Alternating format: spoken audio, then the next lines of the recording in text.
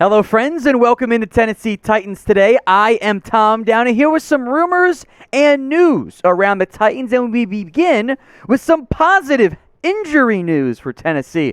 First time we've said that in a while. Julio Jones is on his way back to the active roster. The Titans today designated Julio to return from injured reserve. Now, this is step one of a really two-step process to get him back on the active roster. The designated to return portion means Julio can practice. It opens a 21-day window in which Julio is allowed to practice and not count against the active roster. Now, it's only practice, so it is unclear at this point if Julio Jones will be able to play this weekend for Tennessee, but that is the steps the Titans are now taking after Julio had missed the past 3 games with a hamstring injury. A quick designation to return, I think, is a good sign for Julio. Mike Vrabel was asked and did not let the cat out of the bag by any stretch of the imagination. Quote, "We're just focused on today and seeing how Julio responds." I think that's a expected answer from Mike Vrabel. The good news is for Tennessee is the schedule is not that daunting down the stretch. There is a decent chance, frankly, that the Titans might not play any playoff teams the rest of the way. That depends on, of course, how they fare against your two maybes, Steelers and 49ers. Do you need Julio to beat Jacksonville? Absolutely not. Would it be a nice way to bring him back into the lineup? Yeah, I tend to think so. So what do you think? Will Julio Jones play this week for the Titans? Make your predictions for me in the comments section. Type in Y for yes, or you can type in N for no. Tennessee needs to get Julio back out there to help out their passing offense. Julio this year has not been nearly as productive as what I think anyone had hoped for. Only 31 targets in 6 games. Again, he has been so banged up this year. 336 yards, 0 touchdowns. He has not been remotely close to Julio of prime years in Atlanta, but the Falcons need just a solid receiver because they don't have that many of those at the current moment. A.J. Brown remains on IR. Karen Batson, Racey McMath, Marcus Johnson, all on injured reserve. Josh Reynolds suddenly playing competently for the Lions. I know that one stings a little bit.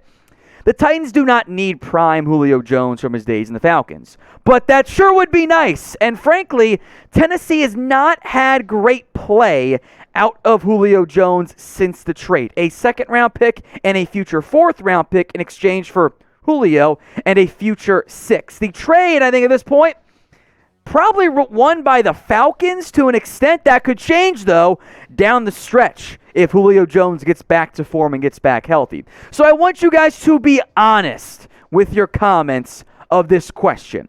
Grade the Julio Jones trade so far. A, B, C, D, or F. This is going to be the pinned comment on today's video, meaning if the ad break comes on YouTube, take advantage of it. While the ad plays, head down to the comment section and grade the Julio trade so far. More injury good news. Racey McMath, who I liked a lot at LSU as a special teamer, he is now set to return from IR. Much like Julio, same process here. Designated to return from injured reserve. He's been on IR since October with a quad injury. McMath has not played really at all. In fact, has not played as a receiver this year, but as a special teamer, there is value for McMath. That will be a nice little boost for Tennessee on the special team side. Once he comes back, I don't know how much urgency there will be, but there are 3 healthy receivers right now on the Titans roster, so they got to make a decision at some point in the near future. Speaking of making decisions, I'm terrible to shop for. I never know what to get myself or others because I just suck at gifts. Here's something, whether you're a Titans fan or a Titans fan loved one, could use this holiday season. The Titans Tailgate gift box from our friends over at Fanatics.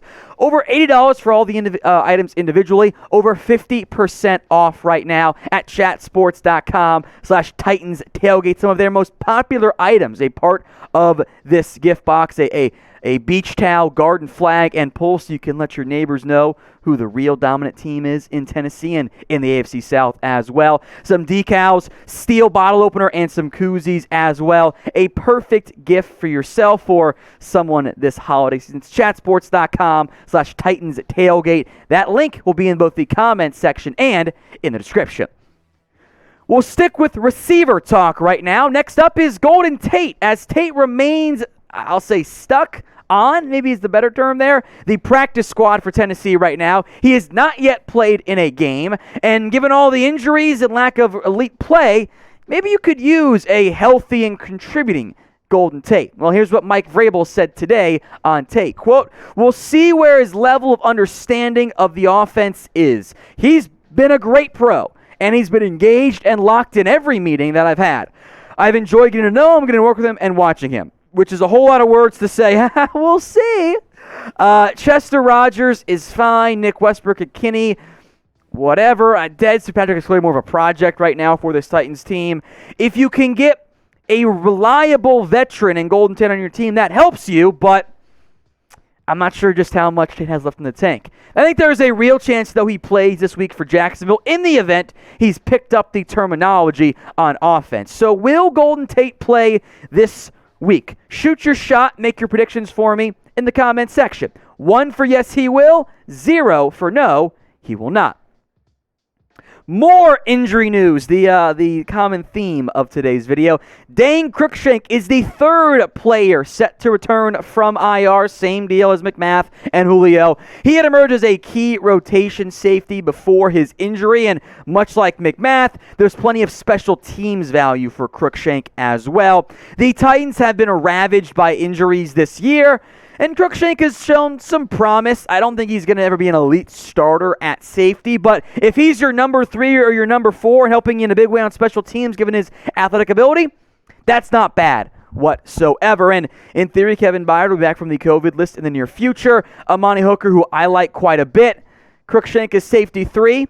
It's not that bad. And hell, whenever you get healthy at corner, looking at you, Caleb Farley, there's even some bonus benefits of Molden being able to play a sort of safety role, though I'm going to put him as the nickel starter moving forward.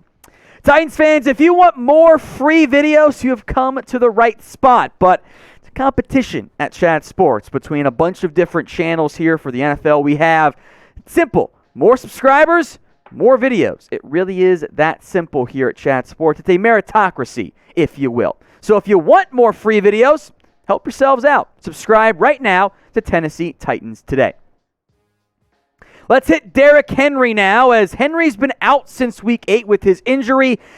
And head coach Mike Vrabel continued his strategy of not providing any real updates on Henry. Remember, there was optimism when the injury first happened. He could be back in January, maybe end of December. Vrabel was asked at his press conference today and said he won't be out there this week.